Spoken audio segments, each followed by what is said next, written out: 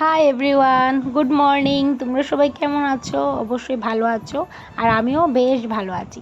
তো দেখতেই পাচ্ছ, চলে এসেছি আমাদের আম গাছের এইখানে। তো আমাদের আম গাছটা অনেকটাই ছোট, আম ধরেছে এই প্রথম। গতবার যখন ধরেছিল তখন 2টা না 3টা ধরেছিল, আর এবার প্রায় অনেকটি ধরেছিল, 25-30টা এমন হবে। যেহেতু নিজেরই গাছের আম, তো কিছু একটা তো বানানো যেতেই পারে। তো বর আসবে কিছুদিন পর বাড়িতে, তো ভাবছি যে ও যাওয়ার সময় ওকে কিছু দিয়ে দেব। আর এই আমটা দিয়ে আমি প্রথমে ভাবছিলাম যে আমসত্ত্ব বানাবো, তারপরে ভাবছি আমসত্ত্ব তো অনেকগুলো বানিয়ে নিয়েছি বরের জন্য আর বাড়ির জন্য, তো অন্য কিছু বানানো যাক। তো ইউটিউব দেখতে দেখতে দেখলাম যে ইউটিউবের মধ্যে অনেকেই বানাচ্ছে যে আমের জেলি আচার। তারপর আমি স্নান টান করে চলে এসেছি, আমার পাখির সঙ্গে একটু খেলা করে নেব এখন। এটা আমার পাখি, এটা পুর পাখি।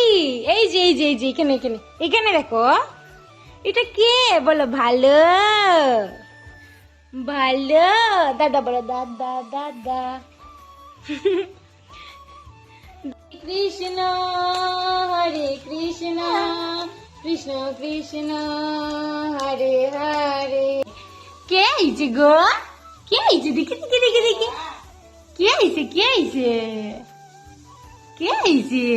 ও গো, ও মা, কে আইছে?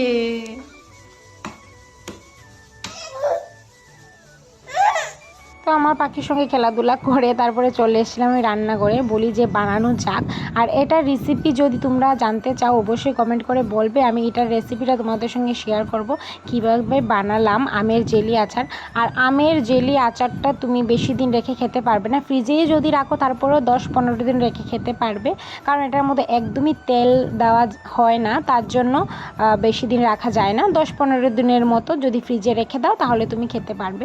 তো অবশ্যই রেসিপিটা তোমাদের সঙ্গে শেয়ার করব। খেতে কিন্তু একদম দুর্দান্ত হয়েছে আমের জেলি আচারটা, তো তোমাদের সঙ্গে অবশ্যই শেয়ার করব আমি।